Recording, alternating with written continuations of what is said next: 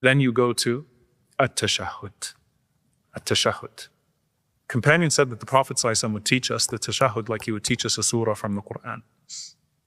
And what that means is its importance and its wording are with precision, right? So the importance, like a surah of the Quran, and the words are profound, very deliberate, very precise when you ask Allah subhanahu wa ta'ala. I want you to think about this like the closing ceremony with the king of all kings, right? And so the rak'ah is a complete mini salah in a way, right? And the Prophet ﷺ said, whoever catches the ruku', it's as if they caught the rak'ah, okay? And so now, you're in the closing ceremony with Allah subhanahu wa ta'ala. And you're addressing the Lord of the worlds in such a beautiful way. Now, there are 5 authentic variations of tashahhud. The Prophet ﷺ taught them to 5 different companions, and they're all authentic. The most famous one is the variation of Ibn Mas'ud radiallahu anhu. Very slight variations, by the way, between the 5. They all pretty much mean the same thing, right? Very slight variations. But we recite, the majority of us, the variation of Ibn Mas'ud radiallahu ta'ala. So you start off with At-Tahiyyatu Lillah. All greetings are to Allah, addressing the king in this closing ceremony of your salah.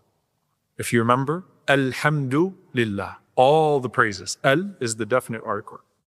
All the praises are to Allah. Here, not tahiyyat, at-tahiyyat.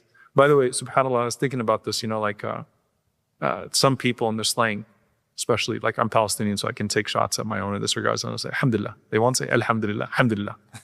They'll even type it out, Alhamdulillah. No offense to the Palestinians, right? But it's many Arabs and many people just Alhamdulillah, Alhamdulillah. Alhamdulillah is very different.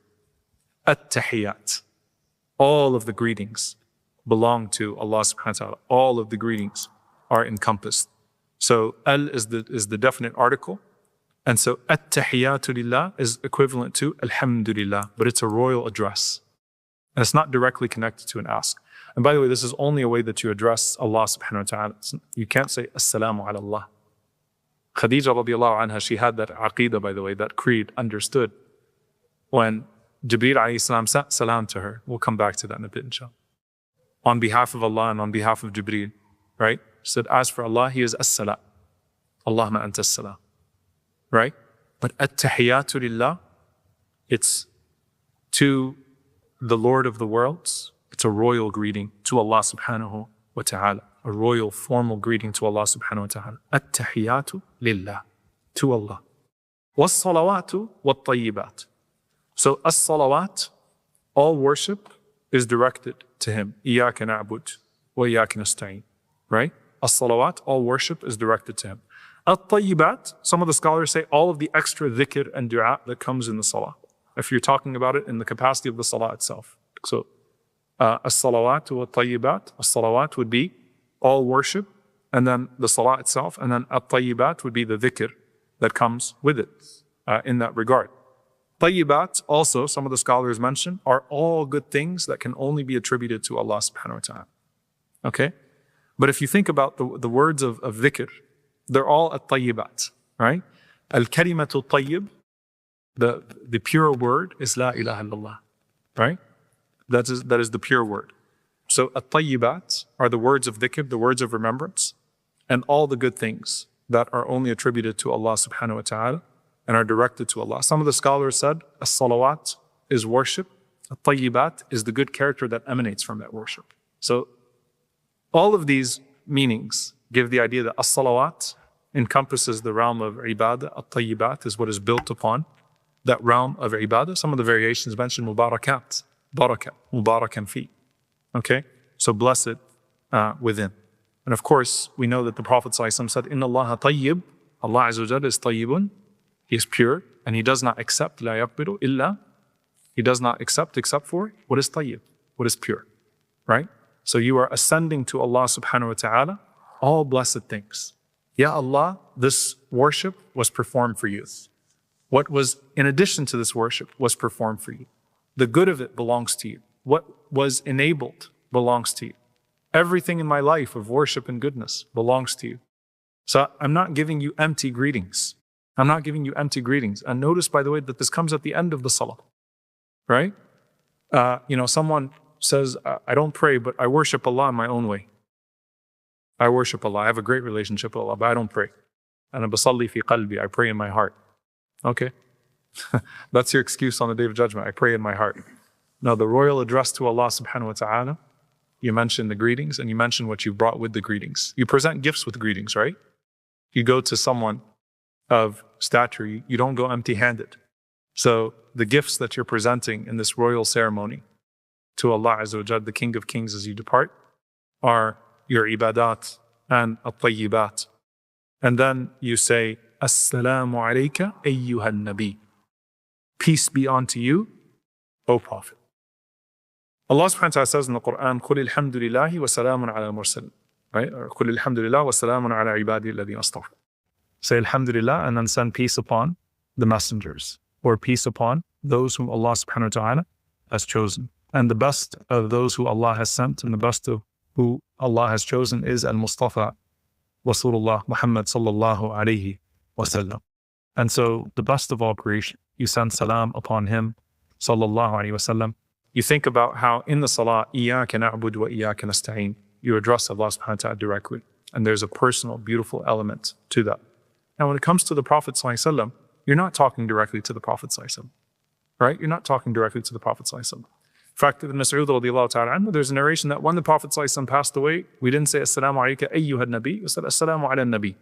That was his opinion, and some of the scholars in that, some of the Sahadah. But, just peace be upon the Prophet. When he was alive, we would say, Assalamu alayka ayyuhan nabi, peace be unto you, O Prophet. The majority of the scholars say we continue the way that it was taught to us by the Prophet sallallahu alayhi wasallam. And so, as you're saying it, imagine standing in front of the Prophet sallallahu alayhi wasallam and saying, Assalamu alayka ya Rasulullah, right? Assalamu alayka ayyuhan nabi. And there's something so sweet, so beautiful about that closeness that we feel for our Messenger sallallahu alayhi wasallam, even though we never saw him, even though we did not live his time, but we still feel that incredible closeness to him sallallahu alayhi wasallam. Now we're living a beautiful interaction with this entire exercise. And that interaction is the one that I alluded to. When Jibreel alayhi salam came to the Prophet sallallahu alayhi wasallam in Mecca, and he said, Hadihi Khadijah, that's Khadijah coming to you. When she comes, give her from Allah, and give her salam from Jibreel, and give her the glad tidings of a home in Jannah in which there is no fatigue and no tiredness, a beautiful home made of a very precious type of pearl. And Khadijah radiallahu ta'ala anha responded, and she said, as for Allah, He is as-salam, and as for Jibreel alayhi salam. And she responded with salam on the Prophet sallallahu alaihi wasallam, even though the Prophet sallallahu alaihi wasallam was conveying the salam of them, but in her adab and love and beautiful character and conduct towards the Messenger of Allah sallallahu alaihi wasallam, Assalamu alayka ayyuhan nabi. She sent her salam to the Prophet sallallahu alaihi wasallam as well. She included him in that interaction, sallallahu alaihi wasallam, wa radiyallahu ta'ala anha. And Allah Azza wa Jal rewarded her with what He rewarded her with. And here's the thing as well. Assalamu alayka ayyuhan nabi. And then what do you say? Assalamu alayna wa ala ibadillah as-salihin. And upon us and upon the righteous servants of Allah subhanahu wa ta'ala. Something very powerful and beautiful about this. The initial recitation of the Tashahhud was Assalamu ala Allah, Assalamu ala Jibreel, Assalamu ala Mikail. Okay? This is the way that it's narrated from a narration from Shaqiq ibn Salama that we used to recite, that the Sahaba were saying, Assalamu ala Allah, Assalamu ala Jibreel, Assalamu ala Mikail. And the Prophet sallallahu alaihi wasallam, he said to them, instead say, Assalamu alayna wa ala ibadillah salihin. Instead say, peace be unto us and upon the righteous servants. He said, فَإِنَّكُمْ إِذَا قُلْتُمُوهَا. Because if you say that, then أَصَابَتْ كُلَّ عَبْدٍ لِلَّهِ صَالِحًا فِي السَّمَاءِ وَالْأَرْضِ. Then that will reach every slave of Allah subhanahu wa ta'ala who is salih, salihin, فِي السَّمَاءِ وَالْأَرْضِ, in the heavens and the earth. Meaning what?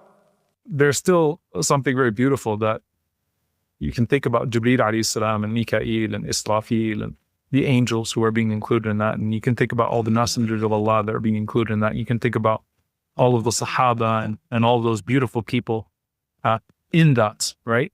So the idea here is that the praise is an order of rank. And in the way that we recite, the Prophet ﷺ, deservedly so, has his takhsis, his specification. But everyone else, this is just like الَّذِينَ أَنْعَمْتَ عَلَيْهِمْ, right? Those that you are pleased with. It's left open to include everybody that is from as-salihin. And in the categories of Nabiyyin, Siddiqeen, Shuhada, Salihin, Salihin is the catch-all. Because all of those categories are righteous, right? And so you have an all-encompassing category of as-salihin. You're asking Allah to send His peace upon all of the righteous, and you're praying to be amongst them as well. This also shows you're praying for your ummah at all times, right? So the people of Gaza, the salihin, are in your mandatory salah dua. Assalamu alayna wa ala ibadillah as-salihin. And then you say, Ashhadu an la ilaha illallah wahdahu la sharika lah. Think about the coherence of this, by the way. Alhamdulillahi Rabbil Alameen. Iyaka na'budu wa iyaka nasta'in. Rabbana wa lakal hamd. The idea here is that the greatest manifestations of Tawheed, of monotheism, are in what you've just said and done in your salah. So think about how full your Shahadah is at this point. That I testify that there is no God worthy of worship or unconditional obedience except for you. You have no partner. Everything you've just did, everything you've just done before that moment is a testimony to that Tawheed, right? From what you were reading to the postures that you were manifesting. So, Ashhadu an la ilaha illallah wahdahu la sharika. Same thing, by the way, you say at the end of your wudu, right? And the same thing that is at the end of the adhan. And then you say, wa ashhadu anna Muhammadan abduhu wa rasul. And I bear witness that Muhammad sallallahu alaihi wasallam is his slave and his messenger. There's so much to unpack here. Number one, Sirat al-ladhina an'amta alayhim. The Prophet ﷺ is the ultimate who Allah Azza wa Jal is pleased with. There is no way to access guidance without him as a Rasul, as a messenger. And there is no way to manifest your own ubudiyah, your own servitude, except by following his example as a abd of Allah. So when he's mentioned as a slave of Allah here, first of all, when Allah takes you as a slave, mentions you as a slave, that's the greatest honor. Because Al-Masih, as Allah says, Jesus, peace be upon him, and the closest angels, Jibreel, and the prophets, were not too proud to be ibad of Allah. Because the more that you lower yourself to Allah, the more He exalts you. So the more you immerse yourself in ubudiyyah and servitude to Allah, the higher you actually become. So this is not a belittling of the Prophet ﷺ, but you need the Prophet ﷺ as a abd and as a Rasul, in the sense that you follow his example of ubudiyyah, of servitude and slavery to Allah subhanahu wa ta'ala, and you follow his example sallallahu alaihi wasallam as a messenger, because he is the vehicle of guidance. So the vehicle of guidance as a Rasul, the manifestation of perfect ubudiyyah as a messenger of Allah sallallahu alaihi wasallam. You're a loving slave of Allah subhanahu wa ta'ala, a devoted slave of Allah subhanahu wa ta'ala. You relish in being a slave of Allah subhanahu wa ta'ala. You enjoy it, right? And you find elevation in it, in this life and in the next. Now here, subhanAllah, the scholars would mention that you've sealed your salah with shahadah. Wudu is sealed with the kalima. Adhan is sealed with the kalima. Salah is sealed with the kalima. And what your hope is that your life will be sealed with the kalima. Right? The Prophet ﷺ mentioned, whoever's last words are la ilaha illallah, dakhal al-jannah, will enter into paradise. Right? And it is heavier on the tongue and on the heart in those dying moments than any other word. To be able to say la ilaha illallah in those closing moments of your life. May Allah Azza wa Jalla allow us to have the shahadah be our last words and to have us be raised with it. Imagine you die saying la ilaha illallah and then the angel comes to you and says, Man Rabbuk? I died saying la ilaha illallah. Who is your Lord? Right? How beautiful would that be? May Allah make it our last words and allow us to seal our lives with kalima as we seal our salah with kalima.